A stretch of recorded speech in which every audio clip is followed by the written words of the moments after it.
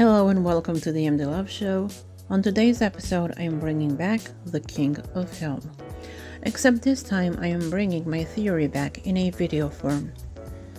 In case you are not into reading and haven't read about it in my blog. Back in March of this year, I have explained in my blog what makes me believe wholeheartedly that one of the reasons that our Michael has escaped was to create films.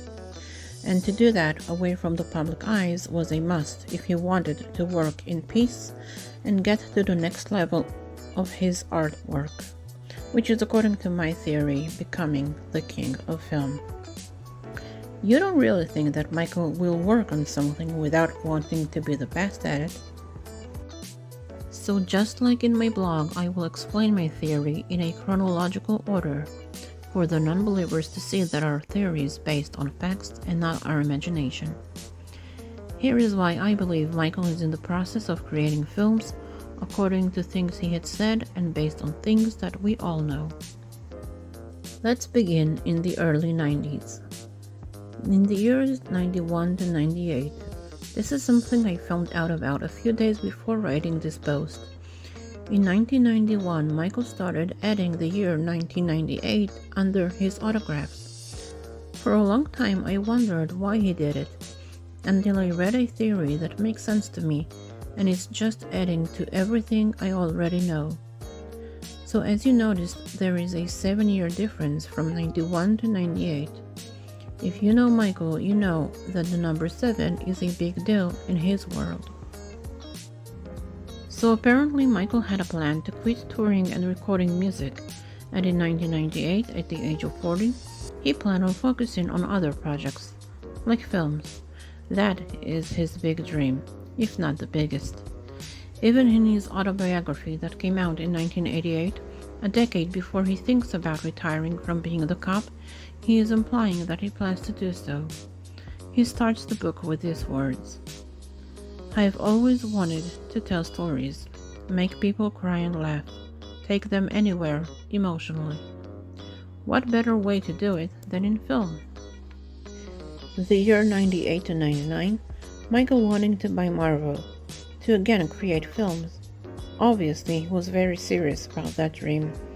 According to Dieter Wisner, they managed to gather over $1 billion to buy Marvel in order to create films and for other business adventures.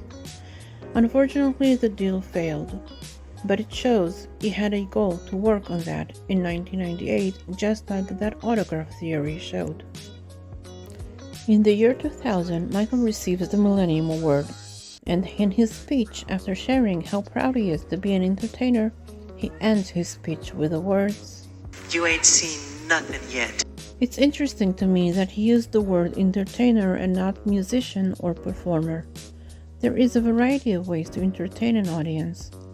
Was it another clue that he will quit performing and touring?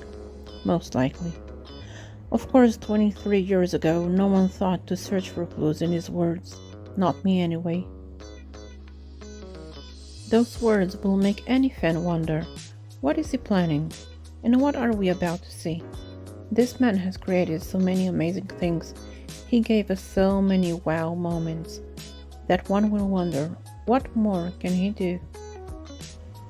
The year 2001-2002. Michael sits down with Rabbi Shmuley, and in their recorded conversation, Michael tells the rabbi that he plans on disappearing one day. The disappearing is very important, and according to MJ, it's because he doesn't want to age in public, and he wants to be remembered young and beautiful like Marilyn Monroe. I will get back to that part later. In the year 2003, he tells his biggest idol, James Brown, that he is working on a few projects, movie projects. So we heard him say that he is directing or about to direct several films.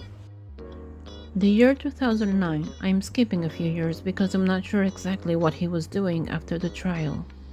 So in 2009, he announces his comeback. He makes sure there is a filming crew with him inside the rehearsals. Now that may not sound like anything special. He always had a camera in rehearsals, in all of his tours. But this time, the cameraman is with him on stage, filming him from every angle. The quality of the shots and the angles they chose this time are different and purposely designed to become part of a movie one day. And I am not talking about This Is It, the DVD that came out after Michael was announced dead. June 25th, 2009, the King of Pop disappears. At the age of 50, a second before the tour is supposed to begin, he is announced dead. Already sounds scripted. At the perfect age, at the perfect timing, he is gone, and leaving the world in a state of shock. July 7th, 09. Do not worry, Michael did not leave us in that state of shock for long. At the perfect timing, in an event that seems bigger than the Oscars, filled with celebrities, he leaves us the first clue. On stage, in the background, on the big screen, they used a beautiful picture of Michael smiling, while sitting behind a camera, directing this whole thing. That picture was taken from the short film Liberian Girl, where you see everybody, celebrities, looking for Michael the entire film, keep confusing him with other people who are in costumes. And at the end Michael shows up, and it's obvious to everyone that he was there the whole time, directing them and enjoying their conversations in hiding. And at some point he decides to come out of his hiding, and with a big beautiful smile he says, "Okay everybody, that's a wrap." Now one must ask, why out of all the endless pictures Michael has taken his whole life, they chose one where he is behind a camera directing and smiling? First, why haven't they chosen a more recent photo, like one from the photo shoot he had in 2007? And if they chose one from the 80s, why this one where he is behind a camera? My theory, and many other believers, is that they used it to tell us that everything is okay. Michael is here and directing this show. All we gotta do is pay attention. And when we will be open to the idea that Michael is out there creating magic, we will see and feel him.